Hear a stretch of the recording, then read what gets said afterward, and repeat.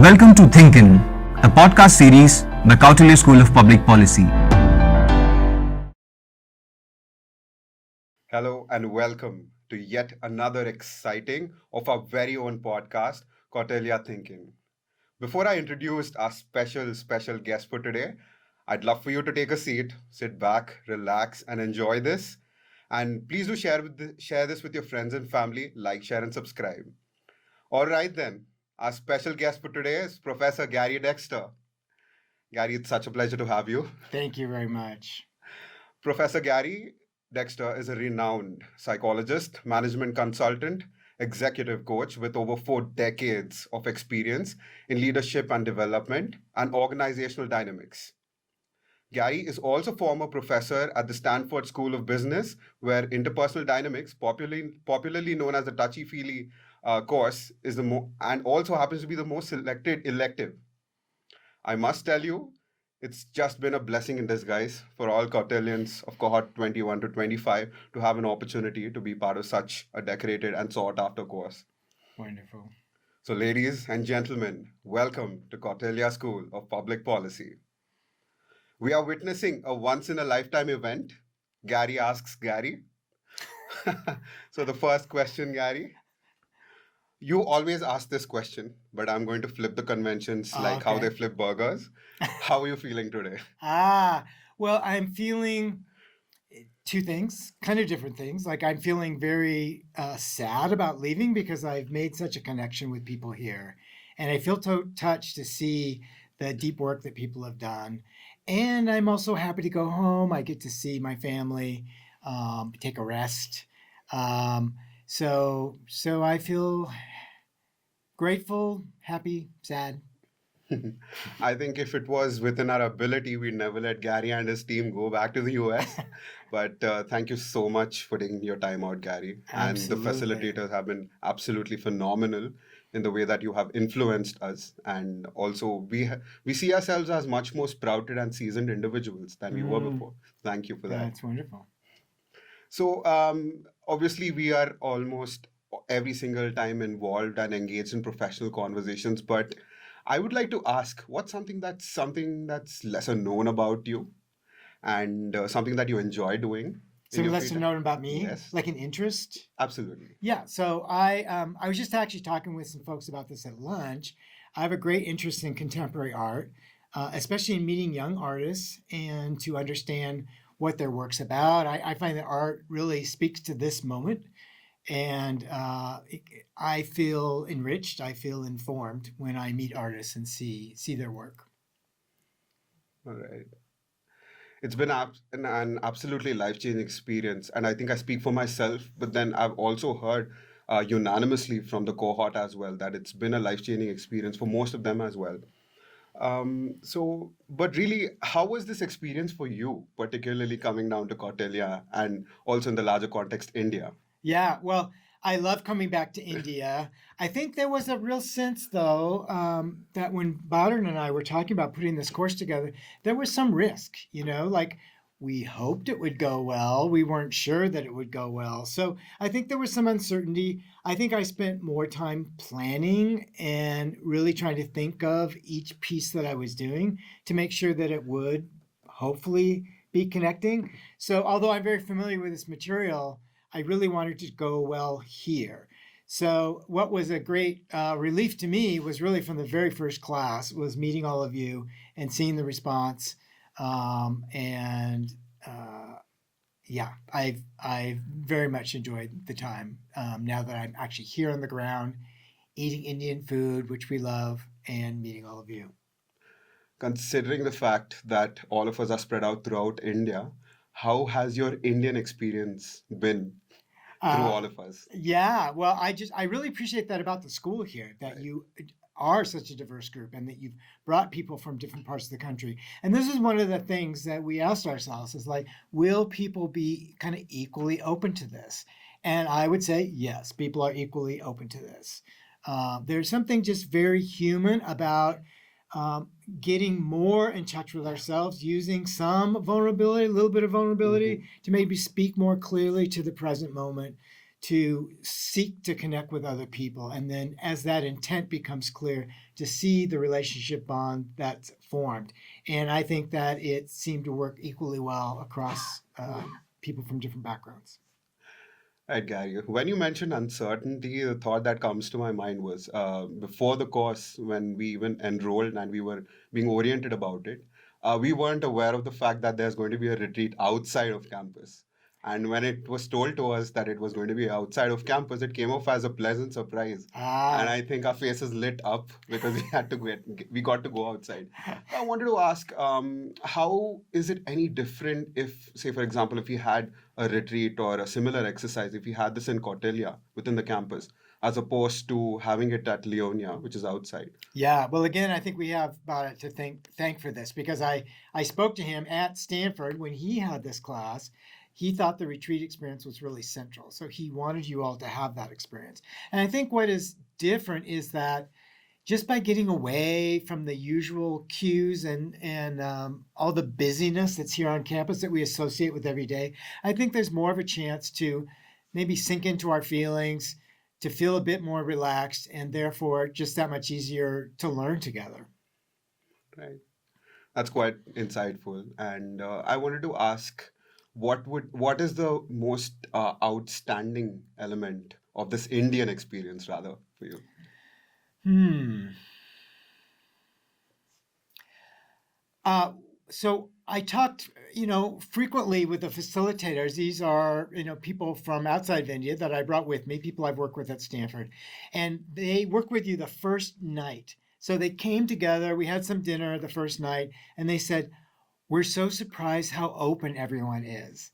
That compared to our students at Stanford, who are very open, but there was less resistance to the experience, to the ideas. People seem really ready to just dive in and have these conversations." And I totally agree with that. I felt that to be very heartwarming. And I thought it was quite auspicious that there was this willingness. And we did indeed see over time that there was this willingness to have these deep conversations, to have them where we share more of ourselves. There was maybe some conflict every now and then. Not all of the feelings that were shared were easy. Many of the stories that were told were, deeply personal and very difficult to share, and maybe even difficult to hear.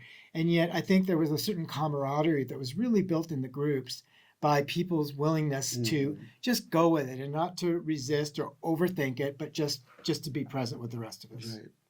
And I think I'd like to let the viewers also be iterated about this, that there was this sense of sensitivity and vulnerability from both ends, from the facilitators and Gary himself as well, and from the student side as well. And the most enriching part of this experience was how cognizant we were and how sensitive we were to each other's experiences, each other's backgrounds, and we were still able to sort of build on those vulnerabilities and come out as more seasoned individuals, which I think is a great achievement, Gary. And I think without the entire amazing team of led by Gary, I think this wouldn't have been possible. One of the things that I loved was people, of course, we naturally form first impressions of each other. And so, the first batch, the second batch, across the two groups, there were definitely, I had an idea of you. I may have had very few interactions with you. And so when we were in the T group, we began to unpack this and say, oh, now that I'm actually with you and we're having this conversation, I realized I was really wrong. Like I actually feel like I could connect with you, like I could even hang out with you. Like that isn't something I expected. So we learn how poorly, in effect, we're able to judge from just the outside of someone who they really are and whether or not we could benefit from being connected to them. All right.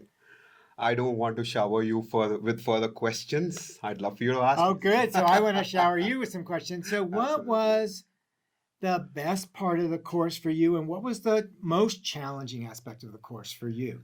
I think the most challenging part of the course was me considering to take the course in the first place, because I Ah, was mentioned about the fact that I'd have to be, to an extent vulnerable, and how much I was willing to do that. So I took a minute to just introspect and see if I was really wanting to get out of my own shell and actually explore myself. So I think that was the biggest move first. And I think the happiest and the most influential part I wouldn't really say there is a part. The whole of the course was very influential for me. I feel that I'm much more confident now, and I'm much Mm. more sensitive. And Mm. I used to be of the notion, Gary, that sensitivity is sort of like a weakness, Yeah. and there is this entire status quo about the men crying, which is sort of looked at like weakness. But Yeah. when I tapped into my inner weakness, sort of what is referred to as, I Yeah. felt that I was much more in touch with myself rather than Mm. considering myself as weak and Mm. spending 25 odd years of my life. I couldn't discover this, and to be able to discover this through a course, I mean, that's phenomenal for me. That's wonderful. So you, in essence, what was special is you got in touch with yourself. That confidence came from maybe letting more of yourself show, including those weak parts. Absolutely. I think, yes, initially I was a little bit hesitant, but then I think the sensitivity, I keep on reiterating this, but then the sensitivity that my peers in my T group had specifically shown had given me sort of like a more comfortable space to open up. And I felt for the first time that I wasn't being judged. Oh, And that's wonderful. yeah, and I think a lot of that, the credit of that goes to the orientation that Gary has facilitated, because everybody really understood the questions to ask and the questions not to ask, particularly crossing the net, the concept of crossing the net. I think that was really influential in the way that we responded and behaved with each other. That's awesome. I mean, I think that your initial hesitation is really smart because this isn't for everyone, Absolutely. and I think that uh, when you introspect, you say, okay, I am ready for this, and it's something for all of you to keep in mind as you begin to do this application, especially outside of the folks who were with us at the retreat, is. Have they consented to be a part of this? Like, if you're going to have a conversation, or if you're going to share your feelings, or if you're going to be a bit different, can you explain your intent? Can you say where you're coming from? Can you say why this is something important to do? Because I think that you got a chance to opt in, right? You could have said no. Right. And in fact, I gave you an assignment where I said, here's 5 reasons why you shouldn't take this class. Please convince me that you should take it. So I think that's something to keep in mind, that when you're talking to other people, make sure that you know their risk level and what do they need in this moment, and then to adjust your conversation to connect with them better. Right, Gary. How would you, if you had to put sum this entire experience up for you, probably in one statement, how would you describe this? Well, that statement would be gratitude, because I just we just finished the class. I just said to the class, in the beginning, I said we have to co-create this, which sounds like something that people like me would say, right? But really, I can sit and talk all day. I can have you do activities, but if you don't embrace them, then this class cannot happen. So I really felt that people's willingness to engage with me and with the material, to welcome my husband Tom to this experience. He was able to support me by being here. I think that sense of you're committed, we're all committed. I think you could rely on that commitment from each other. It wasn't like one was committed and the other people were like, I'm not so sure, right? So that willingness for everybody to step in, I think, was really critical. And I think it was an outstanding part of the experience for me, just to witness that, to be a part of that for me. And I think I'd like to let the viewers know that there is one leader among both the Garys, and that's obviously Gary Dexter. And I think Tell them what you said in the first class. What did you say or second class, maybe? All right. Because I've been 25 odd years spent, I've never come across another Gary. And then when I happened to know that there was a Gary Dexter that was coming to take this course, I was really happy and excited to come across. And the first thing that I said, it was a question that was being asked.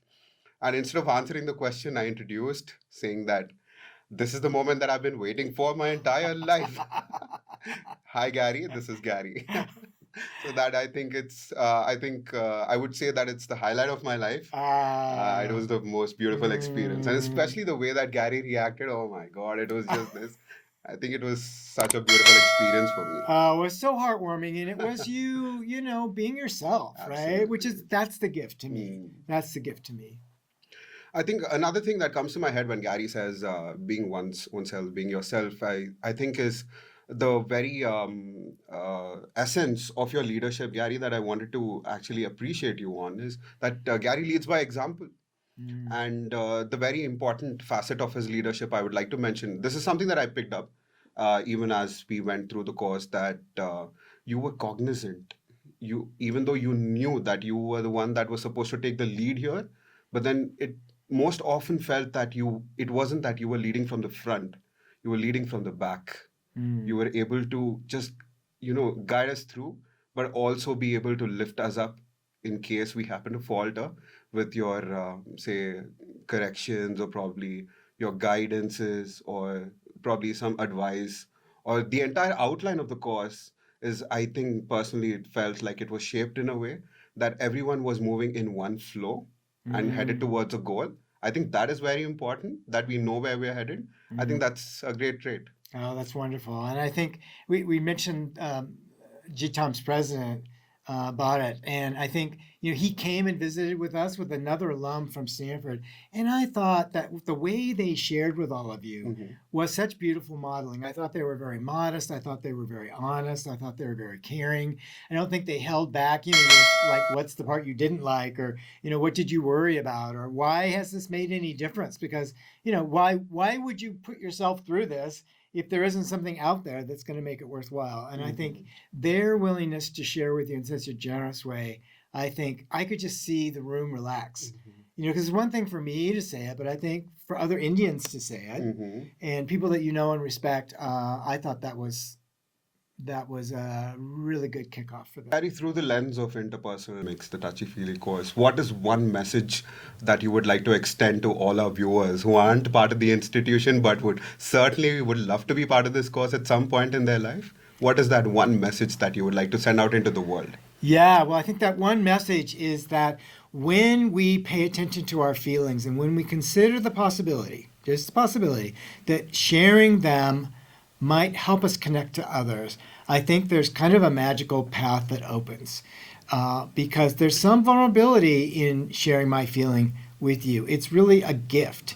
And it's a journey, right? I might not be, when I first started doing this work, I wasn't very aware of my own feelings. I had to learn that. So I think there's great emotional intelligence, right? It's not just intellectual intelligence, it's not just mastering your craft, whatever that craft is, but there's great insight, there's great data, there's great understanding in our feelings. And when we learn not to discount them, but really take them seriously, as a tool and not as a weakness, then I think those feelings can really enrich our lives. I mean, one of the things we said, imagine a wedding without feelings. Imagine a funeral without feelings. I mean, we know as people that having feelings is very important. But then maybe when we get to work, we kind of forget about it, or when we're with someone else who's very withheld.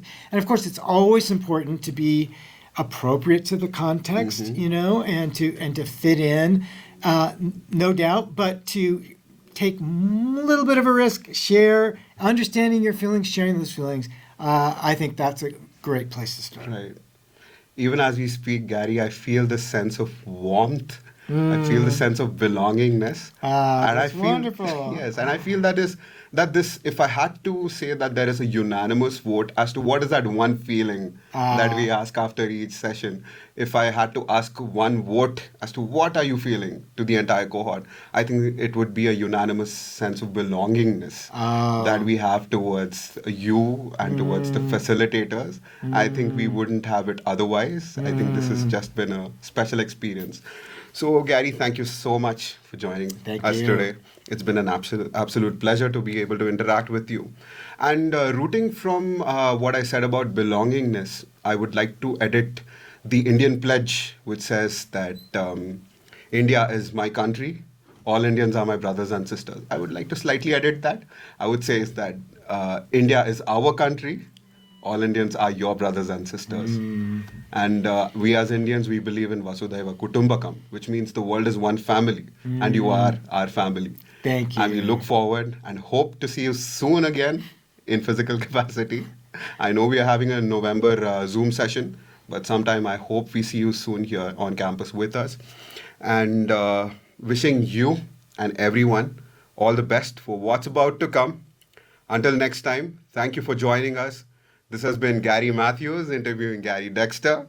Thank you for joining us. Jai Hind, Jai Bharat.